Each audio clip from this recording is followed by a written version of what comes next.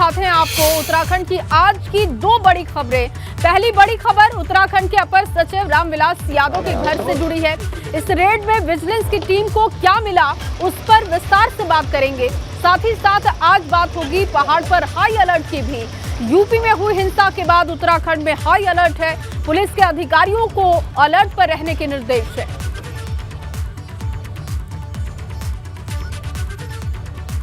और चलिए देहरादून से आपको बड़ी खबर दे दे। रामविलास के घर छापेमारी मामले में बड़ा अपडेट है। रामविलास यादव के सरकारी घर पर छापेमारी जारी है। विजिलेंस की टीम छापेमारी लगातार कर रही है उनके घर पर और छापेमारी में विजिलेंस को अहम दस्तावेज मिले हैं। बैंक के दस्तावेज भी बरामद हुए हैं विजिलेंस टीम को और विजिलेंस की टीम दस्तावेजों को सील कर रही है, उन्हें खंगाल रही है। विजिलेंस की टीम लगातार घर पर छापेमारी कर रही है और दस्तावेजों को खंगाला जा रहा है, दस्तावेजों को सील किया जा रहा है क्योंकि ये अहम सबूत है। बैंक के दस्तावेज भी विजिलेंस टीम को मिले हैं। एसेट केस इन्वेस्टिगेशन में कोर्ट के आदेश से आज देहरादून में और लखनऊ और इनके गृह जनपद गोरखपुर में 4 स्थानों पर सर्च की कार्रवाई चल रही है और इसमें आईओ और उत्तराखंड पुलिस की जो ऑफिसर्स के नेतृत्व में टीमें गई है और डिस्पोर्शनेट एसेट के प्रकरण पर गहनता से साक्ष्यों के आधार पर कार्रवाई की जाएगी। तो नौकर शाह के घर पर छापेमारी हुई है और आपको बता दें कि रामविलास के घर पर छापेमारी हुई है। बड़ा अपडेट ये है कि रामविलास यादव के सरकारी घर पर छापेमारी जारी है और वहां से दस्तावेज जो मिल रहे हैं उसको सील करने का काम हो रहा है। देखिए तस्वीरें आपको दिखा रहे हैं। देहरादून के ठिकानों पर छापेमारी हो रही है, लखनऊ के ठिकानों पर छापा चल रहा है, कई ठिकानों पर इस वक्त छापेमारी हो रही है। दस्तावेजों को खंगाला जा रहा है, उन्हें सील किया जा रहा है क्योंकि ये अहम सबूत साबित होंगे। और ये दो तस्वीरें आप देख रहे हैं, देहरादून की और एक लखनऊ की आप तस्वीर देख रहे हैं, जहां पर दोनों ही ठिकानों पर विजिलेंस की टीम पहुंची है और छापेमारी हो रही है। और इसी खबर पर ज्यादा जानकारी के साथ रवि कैंतुरा मेरे सहयोगी जुड़ चुके हैं देहरादून से। रवि, ये बड़ी छापेमारी हम कह सकते हैं, नौकर शाह के घर पर छापा पड़ा है, क्या कुछ अब तक मिला है? जानकारी दीजिएगा विस्तार से। बिल्कुल जी, देखिए ये बड़ी कार्रवाई है और अगर बात करें तो देहरादून में भी तकरीबन 6 घंटे तक विजिलेंस ने जो रामविलास यादव का सरकारी आवास है उसमें बहुत सारी चीज़ें खंगाली हैं और जो जानकारी मिल रही है उसमें यह है कि ऐसे बहुत सारे सबूत हैं जो विजिलेंस को मिले हैं और कई ऐसी चीज़ें थी जिनको विजिलेंस ने सील किया है, अपने साथ ले गए हैं। तो 6 घंटे तक ये छापेमारी चलती रही और जो भीतर वहाँ पर, क्योंकि रामविलास यादव कहाँ हैं ये किसी को खबर नहीं है और ऐसे में जो लोग यहाँ इस घर पर काम करते थे, जो यहाँ के केयर टेकर हैं, के साथ भी लगातार विजिलेंस ने पूछताछ की है और बहुत सारे साक्ष्यों को खंगालने की कोशिश की है। तो ये बड़ी कार्रवाई है क्योंकि तकरीबन 7 जगहों पर इस तरीके की कार्रवाई हुई। लखनऊ, गोरखपुर या फिर देहरादून की हम बात करें तो जितने भी रामविलास यादव के जो ठिकाने हैं उन पर यह कार्रवाई हुई है। और ऐसे में क्योंकि एक बड़ा आरोप है कि एक जो संपत्ति है उसको लेकर आरोप है कि आय से बहुत अधिक संपत्ति उनके पास है। और इसके साथ ही अगर बात करें तो लगातार, क्योंकि इससे पहले भी जब इस तरीके के आरोप लगे थे तो एक एसआईटी गठित हुई थी, लेकिन 3 सदस्यीय जो कमेटी थी उसको रामविलास यादव बिल्कुल भी कोई, जब भी उनको नोटिस गए थे, जब भी उनको इस मसले पर बुलाया गया था तो उनके द्वारा एक बार भी जो है कमेटी का सहयोग नहीं किया गया और कमेटी को भी कई तरीके से गुमराह करने की कोशिश की गई। रामविलास यादव एक बहुत वरिष्ठ आईएएस हैं क्योंकि अगर बात करें तो उन्होंने ज़्यादातर समय उत्तर प्रदेश में बिताया, वहाँ पर लखनऊ डेवलपमेंट अथॉरिटी के वो सचिव रहे। उसके बाद ये भी सूत्र बताते हैं कि जिस तरीके से जब भाजपा की सरकार वहाँ पर आई उसके बाद वो, क्योंकि उत्तराखंड कैडर के थे तो वापस जो है उत्तराखंड आ गए क्योंकि सपा सरकार में बहुत बड़े बड़े नेताओं के काफ़ी करीबी रामविलास माने जाते हैं और ऐसे में ये हो सकता है कि कई ऐसी अनियमितताएं हो जिनसे बचने के लिए उन्होंने उत्तराखंड में अपना ट्रांसफ़र करा दिया हो। लेकिन यहाँ पर भी अभी, क्योंकि इसी महीने 30 तारीख को उनका रिटायरमेंट है, लेकिन इससे पहले वो लंबे समय से छुट्टी पर चल रहे हैं। तो ऐसे में जो जाँच है, जो आरोप है, बहुत गंभीर है और ये विजिलेंस भी चाहती है कि रिटायरमेंट से पहले जब ये छापेमारी खत्म होती है रवि, तो क्या कुछ बड़ी बातें सामने आती हैं। फिलहाल के लिए आपका बहुत शुक्रिया, आगे भी आपसे अपडेट लेंगे। तो रामविलास के ठिकानों पर छापेमारी हो रही है और आइए अब आपको बताते हैं कि आखिर कौन है रामविलास यादव।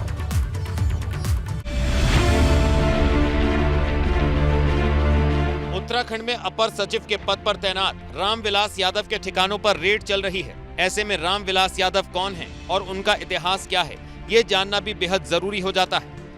आइए आपको बताते हैं आखिर कौन है रामविलास यादव। रामविलास यादव का इतिहास। उत्तराखंड शासन में अपर सचिव के पद पर तैनात हैं।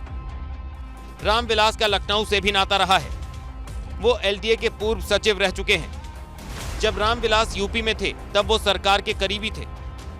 सपा सरकार के काफी करीबी थे रामविलास। उन्होंने लखनऊ में कई महत्वपूर्ण पदों पर काम किया। यूपी में सरकार बदलने पर रामविलास उत्तराखंड आ गए।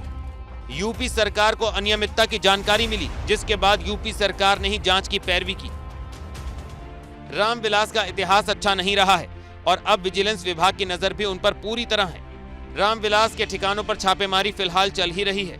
आगे छापेमारी में कई बड़े खुलासे होने के आसार हैं। देखना होगा आगे क्या होता है।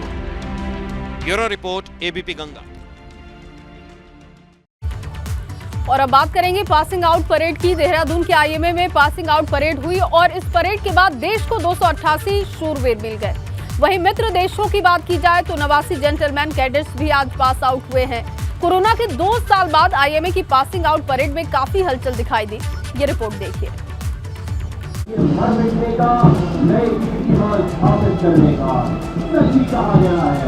हिम्मत वालों का डर से कोई रास्ता नहीं होता। हम कदम वहां रखते हैं जहां कोई रास्ता नहीं होता। देहरादून के आईएमए में हुई इस पासिंग आउट परेड के बाद देश को वो रणमाकुड़े मिल गए हैं जो देश की सरहदों पर सुरक्षा के लिए तैनात थे। इंडियन मिलिट्री एकेडमी की पासिंग आउट परेड में खासा उत्साह देखने को मिला। लेफ्टिनेंट जनरल अमरदीप भिंडर ने परेड की सलामी ली। इंडियन मिलिट्री एकेडमी के इसी परिसर से आज 377 जेंटलमैन कैडेट पास आउट हो चुके हैं। 288 भारतीय युवा सैन्य अफसर हैं, 89 विदेशी जेंटलमैन कैडेट्स हैं, जिसमें नेपाल है, भूटान है, अफगानिस्तान, तमाम जो ऐसे हैं जो भारत के मित्र राष्ट्र कहलाते हैं। 6 महीने के कठोर प्रशिक्षण के बाद में आज तमाम जेंटलमैन कैडेट सेना का हिस्सा हो गए हैं और अपनी अपनी देश की सेना के लिए आज से काम करेंगे। लिहाजा कोविड काल के 2 साल के बाद में भव्य तरीके से इस बार इंडियन मिलिट्री एकेडमी की ये पास आउट परेड हुई, जिसमें 377 जेंटलमैन कैडेट्स आज पास आउट हुए हैं। पासिंग आउट परेड के बाद 288 जेंटलमैन कैडेट्स भारतीय सेना का हिस्सा बन गए हैं। साथ ही साथ 8 मित्र देशों के 89 कैडेट्स भी इस बार आईएमए से पास आउट हुए हैं। परेड के दौरान कैडेट्स के परिजन भी खासे उत्साहित दिखे। हार्ड वर्किंग की बच्चों ने और हमें खुशी है बहुत ज़्यादा। बच्चे ने सुबह आप क्या कहेंगे मैम, बेटा आज सेना का हिस्सा हो गया है, बड़ा अधिकारी बन गया है, आंसू भी खुशी के आ रहे होंगे कि किस तरह से आप देखते हैं बेटे की ट्रेनिंग? बहुत खुशी हो रही है मेरे को। इसने बहुत ही मेहनत की है, लगन की है, स्कूल में हमेशा टॉप रही है और सबसे खुशी की बात यह है कि अपने एक छोटे से गांव जो हरियाणा का नारनौल गांव है उसके अंदर ये पहला बच्चा है जो जिसने कमीशन लिया है। आपको इस कार्यक्रम के बारे में आगे बताएं उससे पहले ये जान लीजिए कि क्या होती है पासिंग आउट परेड। इसमें नए अफसर परेड करते हैं। वरिष्ठ अधिकारी परेड की समीक्षा करते हैं। जिसकी परेड बेहतर होती है उसे पदक मिलता है। पासिंग आउट परेड साल में 3 बार होती है। कैडेट्स अपने पूरे यूनिफॉर्म में परेड करते हैं। कैडेट्स को प्रमाण पत्र, ट्रॉफी और मेडल मिलते हैं। कैडेट्स को स्वॉर्ड ऑफ ऑनर से नवाजा जाता है। आईएमए की ट्रेनिंग के दौरान उम्दा प्रदर्शन करने वाले कैडेट्स को सम्मानित भी किया गया। पास आउट हुए सैन्य अफसर भी उत्साहित दिखे। कोरोना की वजह से 2 साल से आईएमए में पासिंग आउट परेड नहीं हो पा रही थी। एबीपी गंगा के लिए देहरादून से विनोद कुमार के साथ ब्यूरो रिपोर्ट।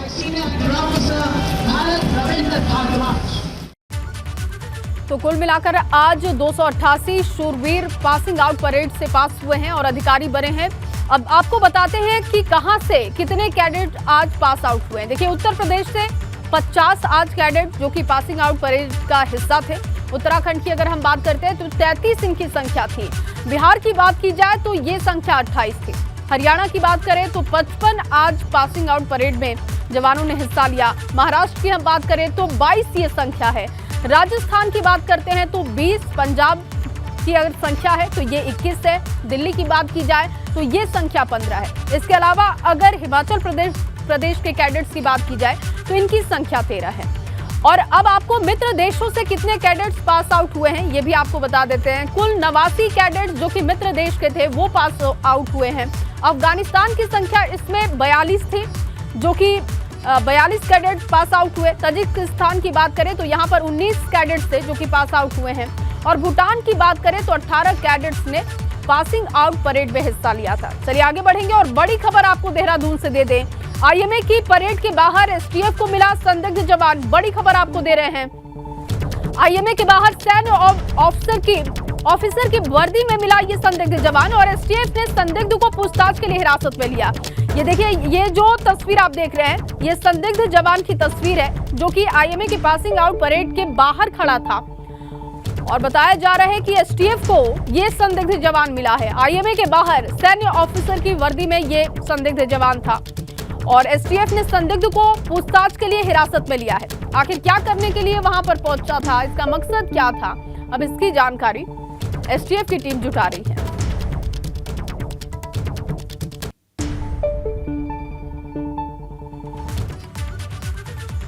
और यूपी में कल पत्थरबाजी और हिंसा हुई थी और इसके बाद से लगातार उपद्रवियों पर एक्शन जारी है। और अब बात यूपी में पथराव की घटना के बाद उत्तराखंड के अलर्ट की करेंगे, क्योंकि उत्तराखंड में भी अलर्ट जारी कर दिया गया है। सभी पुलिस कप्तानों को विशेष एहतियात बरतने के निर्देश है। माहौल खराब करने वालों पर सख्त कार्रवाई होगी और ऐसा डीजीपी ने कहा है। डीजीपी अशोक कुमार की तरफ से ये निर्देश जारी किया गया है। तो यूपी में कल हिंसा हुई थी, प्रयागराज की तस्वीरें आपको दिखा रहे हैं, लेकिन इसको देखते हुए एहतियात के तौर पर अब कदम उठाया गया है। उत्तराखंड में अलर्ट जारी कर दिया गया है। हिंसा के बाद उत्तराखंड में अलर्ट इसलिए है क्योंकि उत्तराखंड के कई जिलों के बॉर्डर उत्तर प्रदेश के पश्चिमी इलाकों से सटे हैं और ऐसे में यहाँ सतर्कता जरूरी है। इसी को देखते हुए अब अलर्ट जारी किया गया है डीजीपी की तरफ से। तो पहाड़ पर पत्थरबाजों से सावधान रहना है और इसीलिए पहले से अलर्ट जारी कर दिया गया है यूपी की घटनाओं को देखते हुए। तो जुम्मे की नमाज के बाद पत्थरबाजी हुई थी उत्तर प्रदेश के कई हिस्सों में और इसे देखते हुए अब उत्तराखंड में अलर्ट है।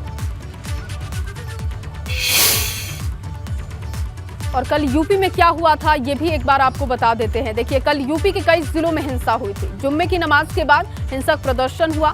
प्रयागराज के अटाला में प्रदर्शनकारियों ने पत्थर फेंके थे, पुलिस वालों पर पत्थर फेंके गए, कई पुलिस वाले घायल हो गए। सहारनपुर, मुरादाबाद में भी हिंसक प्रदर्शन हुए,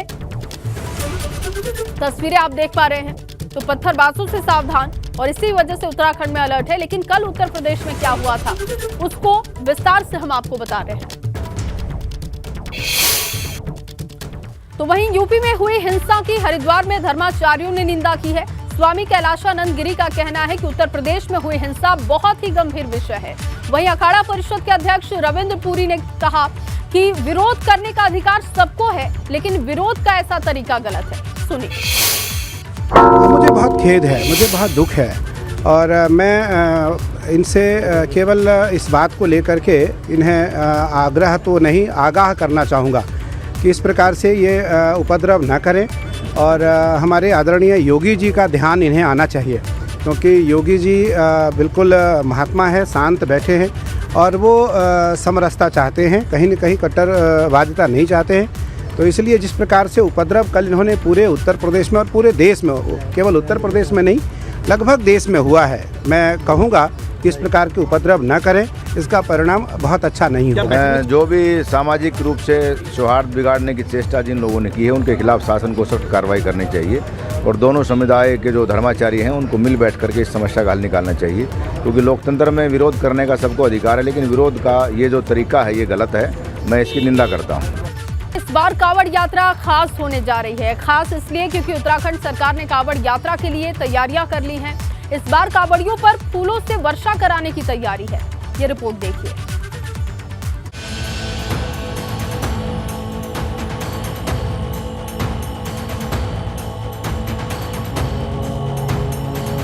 उत्तराखंड में कांवड़ यात्रा को लेकर तैयारी तेज हो गई है। धामी सरकार एक्शन में है। सरकार इस बार कांवड़ियों पर फूलों की बारिश कराने जा रही है।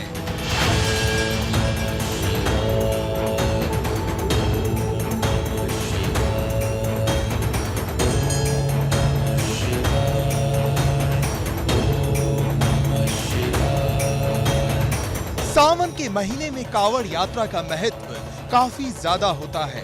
कई लोग सावन के सभी सोमवार को व्रत रखते हैं। इसी के साथ इस महीने में पड़ने वाली शिवरात्रि भी बेहद खास मानी जाती है। इसलिए करोड़ों की संख्या में तमाम शिव भक्त हरिद्वार से जलाभिषेक करने के लिए गंगा जल लेने पहुंचते हैं। हरिद्वार में अगले महीने कांवड़ यात्रा की शुरुआत होने जा रही है। 14 जुलाई से सावन का महीना शुरू हो जाएगा और उसके साथ साथ ही हरिद्वार में कांवड़ यात्रा की शुरुआत हो जाएगी। हरिद्वार हर की पौड़ी पर किस तरह की व्यवस्थाएं होंगी उस दौरान उसकी कुछ तस्वीरें हम आपको दिखा देते हैं। आप देखेंगे तो ये आज गंगा दशहरा का पर्व है और गंगा दशहरा के पर्व पे भी देख रहे हैं आप कितनी भारी संख्या में यहाँ श्रद्धालु गंगा स्नान के लिए पहुँचे हैं। लेकिन जब कांवड़ यात्रा होती है तो यहाँ जो संख्या होती है वो करोड़ों में होती है, क्योंकि शिव भक्त जो है कांवड़ यात्रा के दौरान करोड़ों की संख्या में यहाँ से गंगा जल लेने आते हैं और फिर भोले शंकर का जलाभिषेक करते हैं। माना जा रहा है इस बार शिव भक्तों की तादाद बहुत ज्यादा होने की संभावना है। वहीं सरकार की ओर से कांवड़ यात्रा के दौरान हेलीकॉप्टर से पुष्प वर्षा की बात की जा रही है। पर्यटन मंत्री सतपाल महाराज ने कहा है कांवड़ यात्रा के लिए अभी से तैयारी तेज है। यात्रा शुरू होने वाली है, उसके लिए हम लोग तैयारी कर रहे हैं। जिला प्रशासन को हमने सचेत कर दिया है और इसमें इस कांवड़ यात्रा के अंदर पुष्प वर्षा होगी। माननीय मुख्यमंत्री जी ने ये भावना व्यक्त की है कि जो भी कांवड़ यात्री आएंगे उन पर हेलीकॉप्टर से पुष्प वर्षा की जाएगी। कोरोना की वजह से कांवड़ यात्रा पिछले 2 सालों से नहीं हो पाई थी। ऐसे में इस बार ये यात्रा काफी खास होगी। कांवड़ यात्रा के दौरान जो श्रद्धालु यहाँ आएंगे गंगा जल लेने आएंगे उसमें ये पुल बनाए गए हैं। पुलों का जो निर्माण किया गया है वो भीड़ नियंत्रण में बड़ी भूमिका निभा सकते हैं। इसीलिए स्थल प्रशासन पहले से ही तैयारी में जुटा हुआ है ताकि यहाँ पर जो कांवड़ यात्री आएंगे भारी संख्या में यदि वो आते हैं तो उनको कैसे नियंत्रण किया जाएगा, कैसे उनको अंदर मैनेजमेंट के तौर पर भेजा जाएगा ताकि भीड़ बहुत ज़्यादा ना हो और दिक्कतों का सामना करना ना पड़े। हरिद्वार हर की पौड़ी से अपने सहयोगी मनोहर रावत के साथ पंकज राणा, एबीपी गंगा। खबर हरिद्वार से है, जहां सीएम पुष्कर सिंह धामी पहुंचे। यहां उन्होंने खेतों गांव में प्रधानमंत्री आवास योजना के तहत बन रहे आवासीय भवनों का शिलान्यास किया। इस दौरान पूर्व केंद्रीय मंत्री रमेश पोखरियाल निशंक भी मौजूद रहे। हमारे देश के यशस्वी प्रधानमंत्री मोदी जी ने जब से देश के प्रधानमंत्री के रूप में काम करना शुरू किया, उन्होंने देश के ऐसे लोगों की चिंता करी जिनके पास मकान नहीं है, जिनके घरों में जो है गैस के सिलेंडर नहीं पहुंचे हैं, जिनको स्वास्थ्य की सुविधाएं नहीं मिल रही हैं। उस कड़ी में प्रधानमंत्री आवास योजना शहरी आज हमने उसका यहाँ पर शिलान्यास किया है। लगभग 2400 से ज़्यादा मकान आज उनके शिलान्यास हुआ। अभी अनेकों स्थानों पर 20,000 से भी ज़्यादा मकान हमारे गरीब परिवारों को दिए जाने हैं और जिनके भी जो भी पात्रता में उसमें आते हैं, जो भी गरीब परिवार हैं, उन सभी को इस योजना से आच्छादित किया जाएगा। धीरे धीरे उस दिशा में हम लोग काम कर रहे हैं। और वहीं उत्तराखंड में महिलाओं पर यौन उत्पीड़न के मामले की यूकेडी ने निष्पक्ष जांच की मांग की है। यूकेडी नेता शिव प्रसाद सेमवाल ने कहा कि जब से राज्य में भाजपा की सरकार बनी तब से यौन उत्पीड़न के मामले बढ़े। जो अयाज खान साहब हैं, इन पे यौन उत्पीड़न के आरोप, लेकिन इस पे सतपाल महाराज जी ने भी जब जांच किया वो कहा कि भाई विशाखा गाइडलाइन के अनुसार इसकी जांच की जाए। विशाखा गाइडलाइन के अनुसार कोई जांच नहीं हुई। खुद इनका प्रमोशन कर दिया गया, उसमें मंत्री की कोई कंसेंट नहीं ली गई और जो जांच थी वो जो कनिष्ठ अधिकारी थे उनके थ्रू की गई। तो हमारी ये मांग थी कि भाई जांच को कनिष्ठ अधिकारियों के माध्यम से न करवा के जो उच्च स्तरीय अधिकारी हैं उनके थ्रू किया जाना चाहिए और विशेष संवेदनशीलता के तौर पर इस तरीके के केसेस को लिया जाना चाहिए।